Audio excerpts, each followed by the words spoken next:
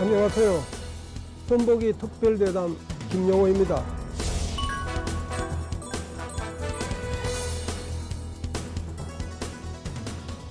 시청자 여러분들이 보시는 이 화면에 갈아봤자 더 못 산다는 것은 1950년대에 집권당이 내건 선거 구호입니다.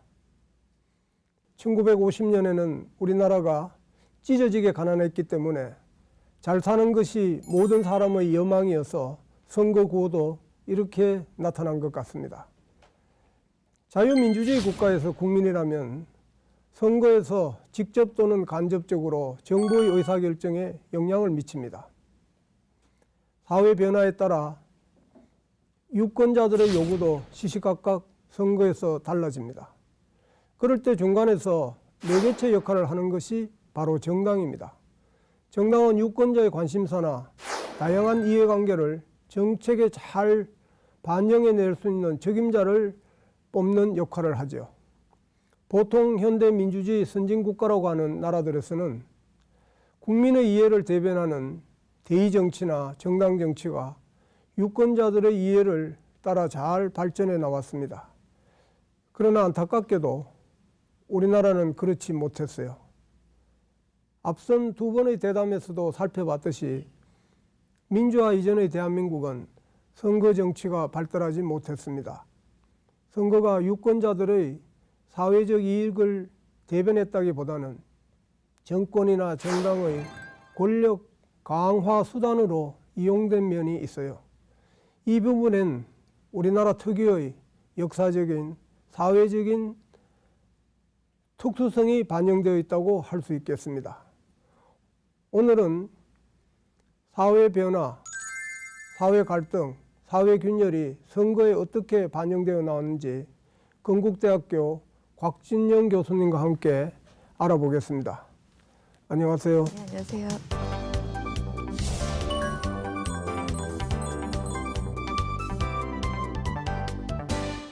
사회 변화가 선거에 영향을 끼치는 것을 설명하는 유명한 이론이 사회균열 이론입니다. 사회균열 이론에 대해서 간략하게 설명해 주시죠. 네.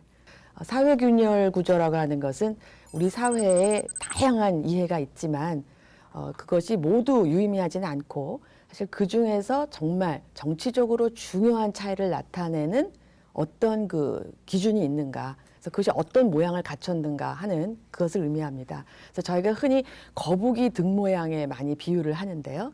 거북이 등 모양을 보면 이제 이렇게 균열이 가 있죠. 그래서 저희 사회가 이제 그것처럼 다양한 이제 사회적인 이해를 기준으로 해서 균열 구조를 갖추고 있다라고 보는 것이고요.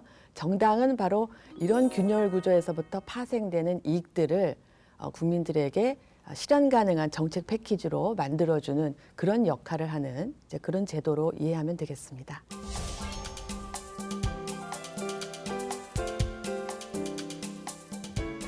서구에서 발달된 사회 균열 이론을 우리나라에 그대로 적용하기는 어려울 것 같습니다. 왜냐하면 우리나라는 서구와 다른 사회 발전을 했기 때문입니다. 우리의 경우에는 분단 국가, 압축적인 산업화, 또 앞서가는 정부화로 대변되는 한국 사회의 변화의 특징이 선거에 반영되어 나왔습니다. 이러한 우리 사회의 특징들이 선거에 어떻게 반영되어 나왔다고 생각하시는지. 사회균열 구조에서 파생되는 이익을 정당이 잘 담아내기 위해서는요. 우선 이 균열 구조라고 하는 것이 한순간에 만들어질 수가 없겠죠. 그러니까 어느 정도의 사실 시간이 필요합니다. 무엇보다 해방 이후부터 민주화 이전까지 우리나라는 이제 산업화에 아무래도 몰두를 했고요. 그것도 굉장히 급속한 시기에 이루어졌죠. 또 그와 거의 또 동시다발적으로 우리 국민들의 의식도 놀랍게 성장을 했고요. 그러다 보니까 이런 여러 가지의 변화들이 동시다발적으로 나타나고 정당은 미처 그거를 담아낼 수 있는 능력을 갖기도 전에 사회균열 구조가 막 이제 발전하고 변화하다 보니까 그것을 충분히 담아낼 수 있는 시간이 없었다, 이렇게 볼 수 있을 것 같습니다. 네.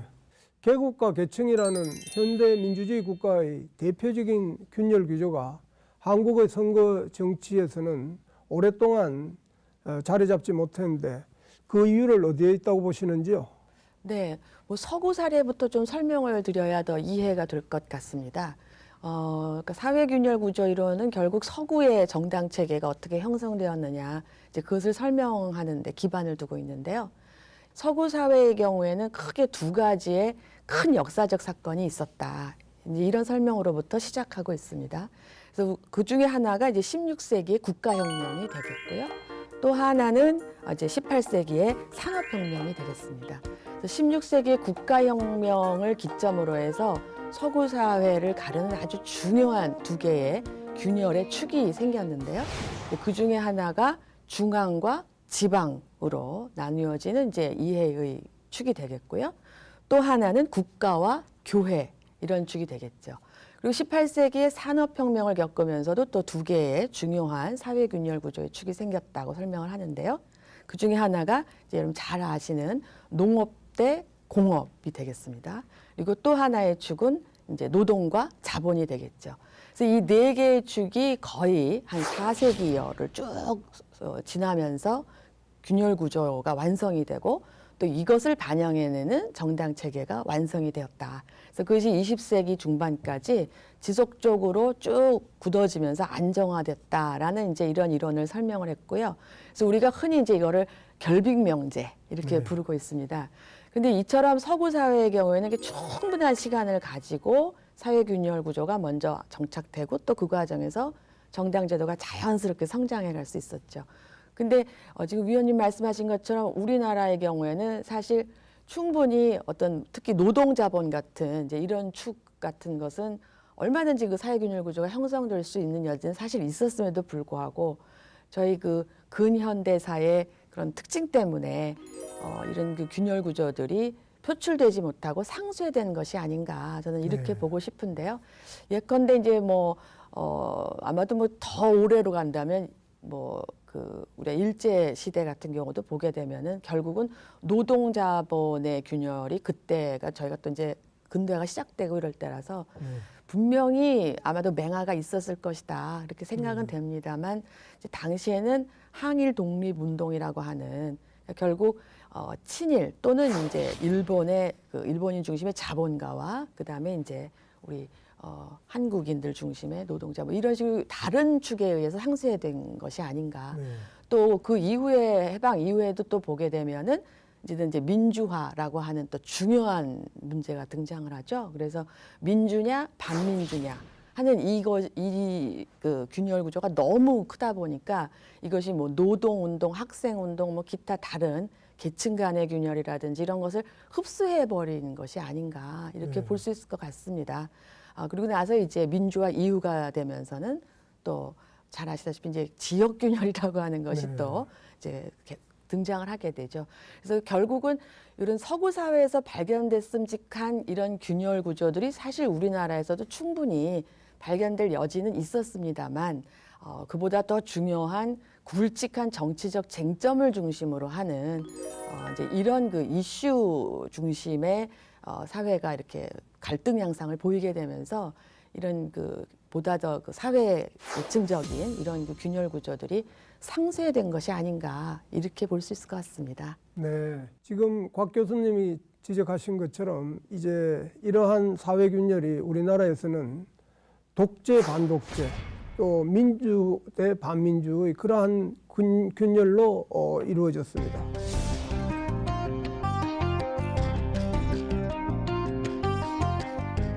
이 독재를 묵인하는 것이 농촌 유권자들이 많았고 도시에서는 또 집권 세력에 비판하는 그런 민주적인 그러한 경향이 많았습니다. 그래서 도농 간에 상당한 차이가 있었죠. 선거에 이러한 그 도농과의 차이가 어떻게 나타나고 있는지 지방이나 국회의원 선거보다 더 전국적인 투표가 이루어지는 대통령 선거 결과를 추려봤습니다. 광범위한 지역의 득표를 집계해 봄으로써 도시 농촌 간의 득표율을 비교해 봤는데요.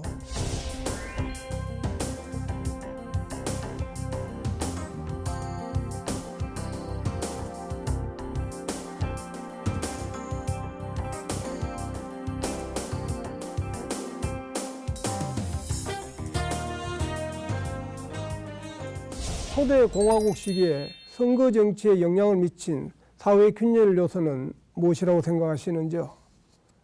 네, 아무래도 1~2공화국 시기에는 우리 사회의 사회균열 구조가 그렇게 안정적 또는 뭐 아주 굉장히 두드러진 어떤 그 구조화된 모습이었다라고 보기는 좀 어렵지 않나 생각을 합니다. 무엇보다도 사회균열 구조가 정당 체계에 반영이 돼서 제대로 선거로 나타나기 위해서는 이제 좀 시민사회가 성장을 해야 될 것 같은데요. 아까 위원님께서도 말씀하신 것처럼 서구 사회의 경우에는 이제 부르주아지라는 이제 신흥 세력이 등장이 아무래도 좀 민주주의의 이제 제일 중요한 한 부분이 됐었는데요. 그런 점에서 우리나라는 이제 충분한 그런 기회를 갖지 못했었죠. 그러다 보니까 아무래도 1~2공화국의 그 경우를 보게 되면은 뭐 교육 수준이라든지 계층이라든지 소득 수준이라든지 서구 사회에서 일반적으로 발견되는 그런 사회균열 구조는 를 설명하기는 좀 무리가 있지 않나 이렇게 생각이 들고요. 다만 이제 저희가 선거 결과를 놓고 보면은 도농 간의 차이 정도는 충분히 설명할 수 있을 것 같습니다. 우리가 흔히 여촌야도라고 부르는 현상이 되겠는데요.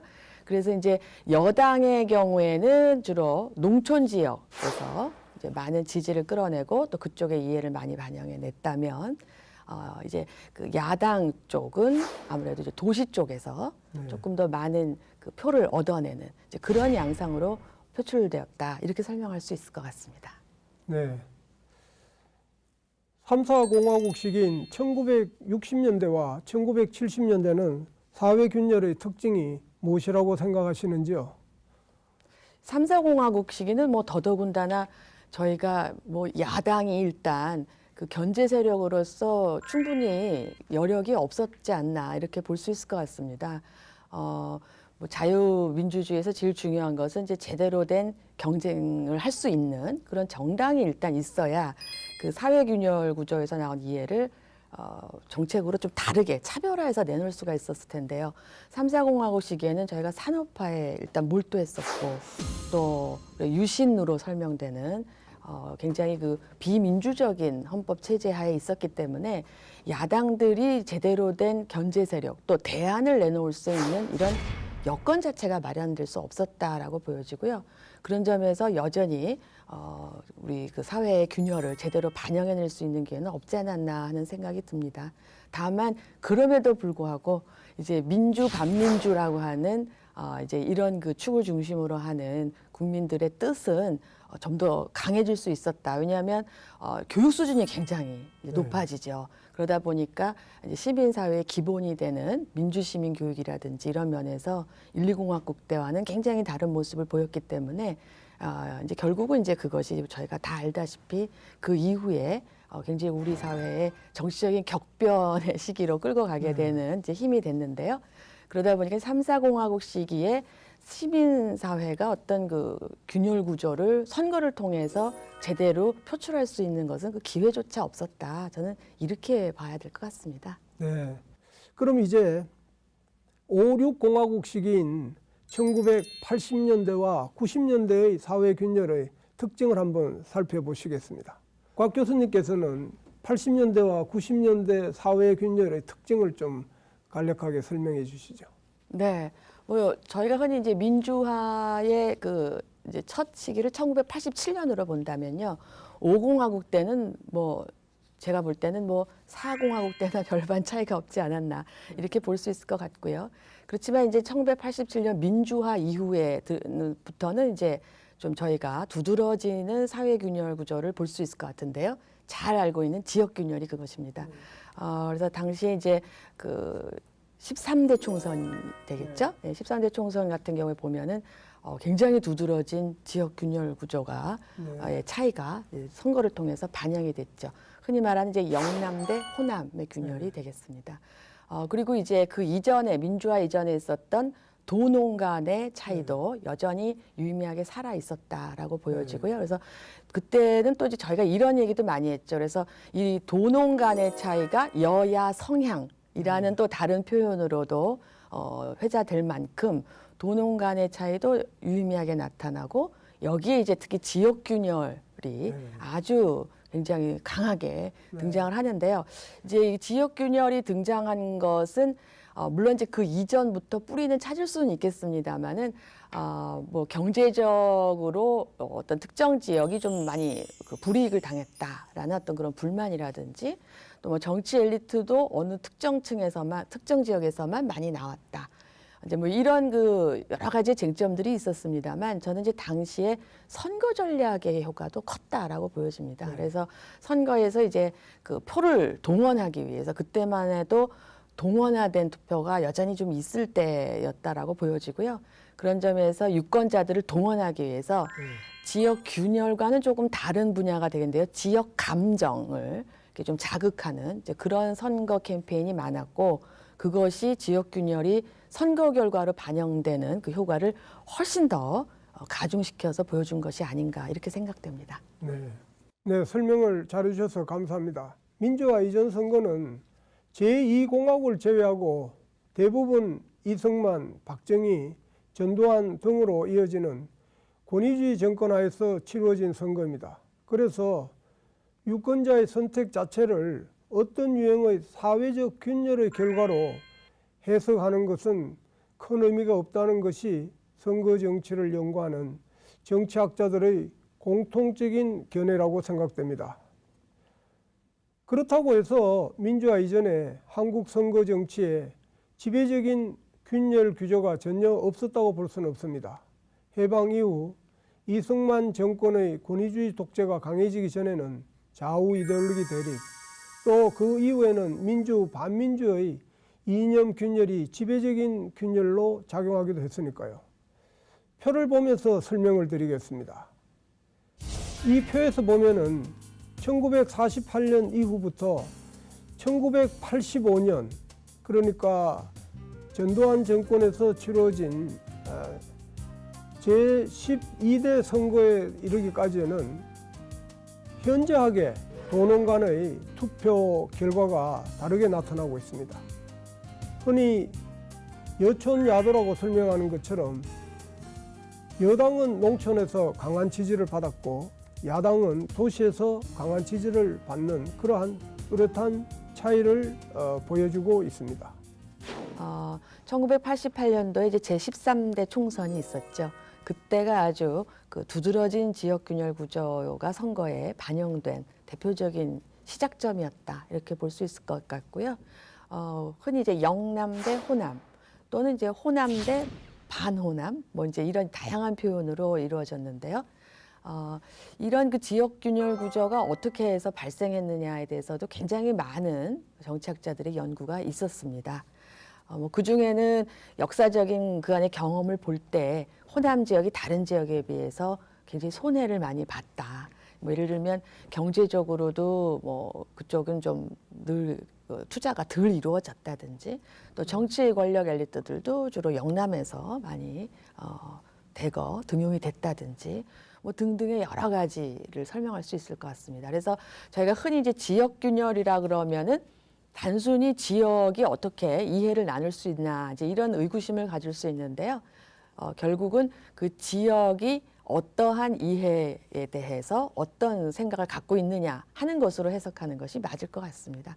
그래서 결국은 경제적인 이해라든지 또는 뭐 교육적인 뭐 어떤 혜택의 여부라든지 이런 어떤 그 자신의 정치적인 여러 가지의 이해들이 공교롭게도 이제 지역이라고 하는 그 균열을 기준으로 해서 나뉘게 됐다. 이렇게 보는 것이 맞을 것 같고요. 이 지역 균열 구조는 사실 민주화 이전과 이후를 구분해서 얘기한다면 조금 성격의 차이는 있습니다만 민주화 이전에는 이제 도시와 농촌의 차이였다면은 이후에는 영남과 호남의 이 균열로 그 성격이 변화했다. 뭐 이렇게 설명도 가능할 것 같습니다. 그리고 뭐 지역 균열 구조는 지금까지도 어느 정도 유의미하게 남아 있는 것으로 표출되고 있는 것으로 봐야 할 것 같습니다. 네, 우리가 간과해서는 안 될 사항 중에 하나는 1960년대 이후에 산업화를 하면서 이제 중산층이 점점점 많아지기 시작을 했습니다. 그래서 이 중산층은 정치적인 자유화, 민주화를 바라는 경향이 굉장히 강했습니다. 그래서 농촌 인구는 점점 줄어들고 도시의 중산층이 많아짐으로 인해서 도시의 지지 기반을 가지고 있던 집권당은 살아남기가 쉽지 않았습니다.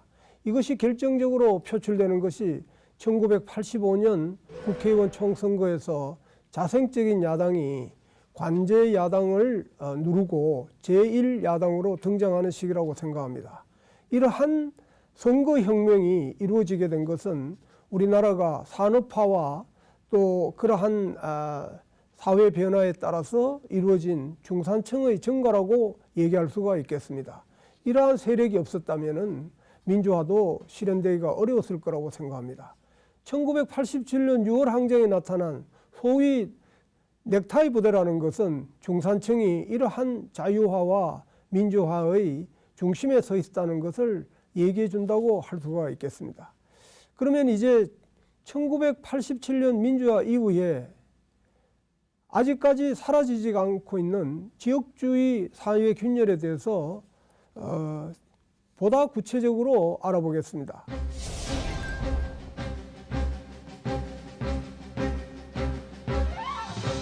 박 교수님께서는 이 지역주의가 거시적 차원에서 미시적 차원에서 어떤 요인들에 의해서 계속 지속되고 있다고 생각을 하시는지요? 네.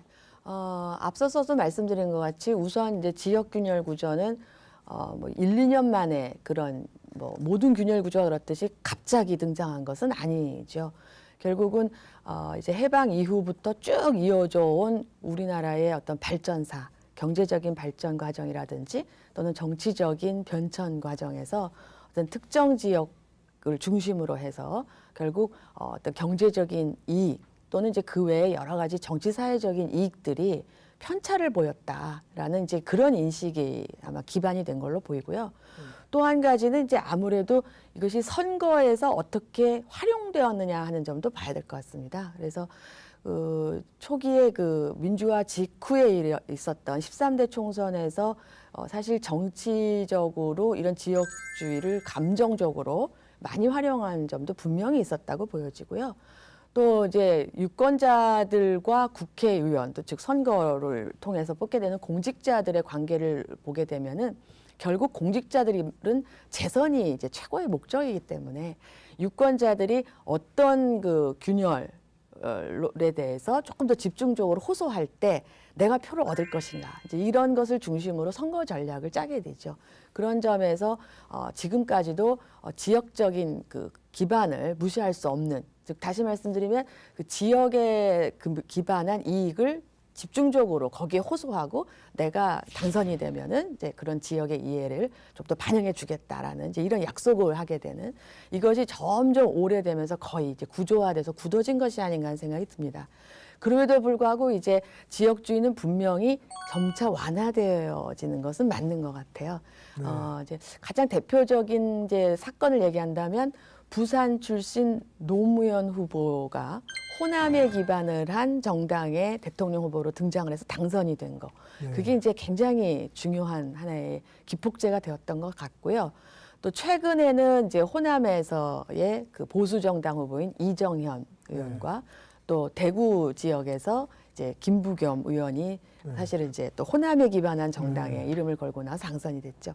이런 것도 굉장히 좀 상징성이 있는 의미를 갖는 것 같습니다. 예컨대 이제 비록 정당의 뿌리는 다르지만 자기의 지역구에 가서 오랫동안 이제 유권자들하고 이제 그 호흡을 하면서 자기의 뜻을 알리고 또 이제 그 무엇보다 자기 고향 출신이라는 거 이런 것을 호소를 하면서 그 이제 표를 얻어서 결국 당선되는, 그래서 이제 이런 여러 가지 현상들을 볼 때 지역 구조는 조금씩 완화되고 있는 것 같고요.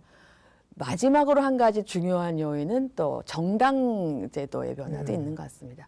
아무래도 이제 양당 구조로 갈 때는 이런 지역 균열, 즉 영남이나 호남이나 하는 이제 이것이 양축으로 굉장히 더 원심적인 이제 밖으로 튀어나가는 이제 이런 경쟁을 유도할 가능성이 컸다면 지금은 다당제죠. 그러다 보니까 이제 그런 호소만 가지고는 표를 확보할 수가 없게 되기 때문에 이제 아무래도 조금 지역적인 이런 균열에 호소하는 이런 그 힘은 이전보다는 약화될 수밖에 없지 않나. 이제 그런 정당 제도의 변화도 함께 고려해 봐야 할 것 같습니다. 네. 민주화 초기에는 영남, 호남, 충청 3대 지역 균열 규제였다면은 2000년 이후에는 충청 정당이 약화되면서 영남과 호남 간의 양대 지역 균열 구조로 변화가 일어난 것이 아니냐 하는 이런 생각을 하게 됩니다. 민주화 이후에서 한국의 선거 정치를 좌우해온 지배적인 지역주의 사회 균열 구조는 과연 어떤 변화를 겪고 있는지 우리 곽 교수님께서 또 한 번 더 짚어주시죠. 네. 지역주의에 근거한 사회균열 구조가 약화된다는 의미는 또 다른 의미로 새로운 균열이 조금 더 의미를 갖고 부상한다. 이제 이렇게 해석이 될 수 있을 것 같은데요. 앞에서 이제 말씀드린 것처럼 민주 반민주라고 하는 것이 민주화 이전에 이런 잠재적으로 잠복해 있던 균열들을 다 상쇄했다면 이제 그것이 점점점 유권자들이 표를 통해서 그것을 이제 표현해내는 이제 이런 변화를 겪고 있는 것 같습니다. 그 중에서 중요한 것 하나가 아마도 이념 균열이 아닐까 싶은데요. 어찌 보면 이념 균열은 훨씬 뿌리가 이제 깊다고도 보여집니다. 뭐 민주 반민주 균열도 어찌 보면 이념 균열의 이제 전신이 될 것 같고요. 그래서 이념 균열을 중심으로 해서 이제는 뭐 보수냐 진보냐 하는 이제 이 말이 굉장히 아주 일반적이 될 정도로 선거 결과에서 많이 반영되고 있는 것 같고요. 특히나 최근에는 이제 단순히 보수 진보가 아니라 거기에서도 이제 뭐 개혁 보수냐 또는 이제 조금 더 진보냐 해서 다당제를 형성하는 이런 식으로 유권자들이 의견이 표출되고 있기 때문에 이념 균열 구조는 한동안 계속 조금 더 유의미하게 아마 선거에 반영이 되지 않을까 이제 그런 생각이 들고요. 또 한 가지 중요한 균열은 아무래도 세대 균열이 아닐까 하는 생각이 듭니다. 여기에는 이제 특히 1990년대에서 2000년으로 넘어오면서 등장한 정보화가 이제 큰 영향을 미친 것으로 보여집니다. 정보화는 이제 특히 정치적으로 굉장히 유용한 커뮤니케이션 도구를 제공했죠. 그러다 보니까 특히 젊은 층들이 정치적으로 자신의 의사를 꼭 투표가 아니어도 적극적으로 표현할 수 있는 중요한 수단을 얻은 것이 됐고요. 이제 그러다 보니까 자연스럽게 평상시에도 이런 정치적인 의견들이 젊은 층과 또 중장년층 이렇게 각각 굉장히 자연스럽게 의견을 나누는 이제 이런 정치 문화가 또 형성이 됐고요. 그래서 그것이 결국 이제 표로 반영되기 시작한 것이 아닌가 이렇게 생각이 됩니다. 그래서 정리하자면은 이제 지역 균열 구조도 여전히 유의미하게는 남아 있지만 이념 균열 구조와 그다음에 세대 균열 구조가 점점 더 그 의미를 더 높여가고 있다. 이렇게 정리될 수 있을 것 같습니다. 네. 최근 일부 학자들은 한국의 선거 정치를 좌우해온 지배적인 균열 규제가 완전히 새로운 균열 규제로 대체되고 있지 않느냐 하는 주장이 나오고 있습니다. 다시 말해서 지역 균열 구조는 사라지고 이념이나 세대나 계급 균열 구조가 대체되는 것이 아니냐 하는 주장이 있습니다. 이러한 주장에 대해서 곽 교수님은 어떻게 생각하시는지요? 네, 이념이나 세대 균열 구조는 뭐 저희 그 학자들이 연구한 결과에서도 유의미한 것으로 많이 밝혀지고 있는 것이 사실입니다. 근데 조금 의아한 것은 이제 계층 균열 구조인데요. 이게 저희가 이제 사회 변화라든지 평소에 여론조사 결과 어떤 그 쟁점이 드러났을 때 이제 행해지는 일반 여론조사입니다. 이런 것들을 보게 되면은 계층 균열 구조가 굉장히 유의미하게 선거에 반영될 것처럼 보이거든요. 근데 이제 최근에 조금은 나타나긴 합니다만 그 다른 균열 구조하고 비교할 때 의외의 경우도 굉장히 많이 등장하고 있는 것 같습니다. 예컨대 뭐 노동자들이 많이 거주하는 지역인데 의외로 또 진보 정당이 당선이 안 된다든지 뭐 이런 경우들도 발견이 되고요. 그럼에도 불구하고 앞으로는 이제 점차 좀 더 중요성을 갖지 않을까 이제 그런 생각이 들고요. 또 한 가지는 특히 대선 결과 같은 걸 보게 되면은 저희가 흔히 이제 뭐 조금 그 소득 수준이 높은 층은 보수 정당을 지지하고 이제 그렇지 않은 층은 진보 쪽에 또는 좀 왼쪽에 있는 정당의 후보를 지지한다. 이것이 이제 일반적인 이론이고 또 많이 그렇게 인식이 되고 있죠.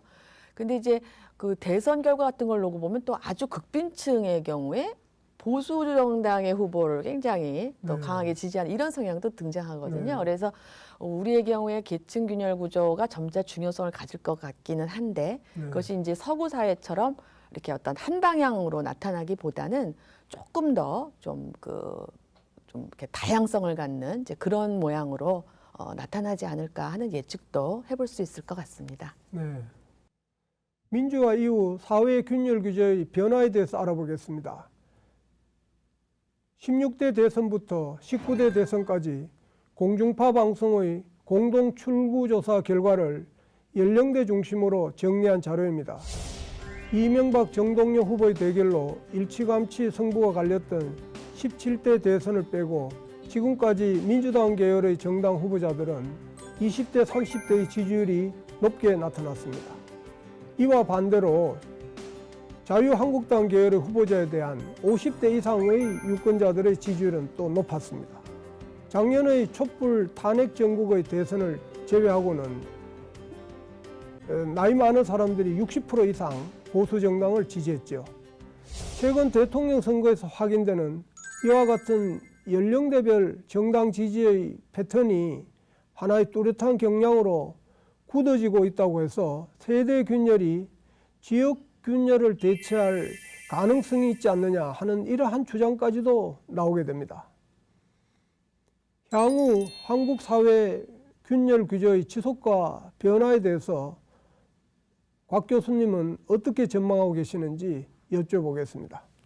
네, 앞으로 우리나라의 사회 균열 규제가 어떻게 변할 거라고 예상하시는지요? 네, 방금 위원님께서 표를 통해 설명해 주신 것처럼 세대 균열 구조는 점점 더 그 중요성을 갖게 되지 않을까 이렇게 예측이 가능할 것 같습니다. 다만 좀 그 차이가 있다면요. 아무래도 정보화의 그 영향일 것 같은데요. 저희가 정보화를 통해서 커뮤니케이션의 속도가 굉장히 빨라졌기 때문에 이것이 또 다른 의미로는 이 세대의 간격을 좁혀주는, 즉 다시 말씀드리면은 뭐 청장년층이냐 중년층이냐 뭐 청년층이냐 중장년층이냐 이런 식의 큰 덩어리로 세대를 이제 더 이상 나누기보다는 조금 더 조밀하게 그 연령군이 점점점 촘촘하게 나뉘는 이제 그런 조금 더 다양화된다고 할까요? 이제 그런 변화를 가져오지 않을까 하는 그런 생각이 좀 들고요.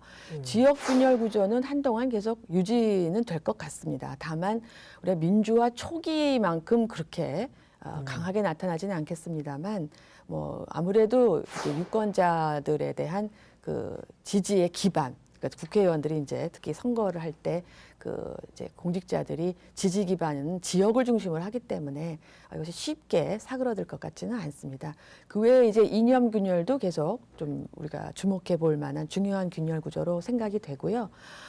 저희 사회가 이제 굉장히 생각도 다변화되고 특히 요즘 그 젊은 세대를 청년 세대를 보면은 굉장히 다방면에 그 세분화된 영역에서 또 자신들의 역량을 발휘하고 있죠. 이것은 이제 그 사회가 그만큼 사회 균열 구조도 다변화된다 이렇게 볼 수 있을 것 같아서요. 그 외에도 다양한 균열 구조들이 또 중요성을 가지고 선거에 반영될 가능성도 있다고 보여집니다. 네, 지역과 세대, 이념을 뛰어넘는 하나 되는 선거, 우리를 위해 일할 수 있는 사람을 뽑는 선거가 되었으면 좋겠습니다. 오늘 어려운 주제를 가지고 쉽게 설명을 해주셔서 대단히 고맙습니다. 네, 저도 유익한 시간이었습니다. 네, 감사합니다.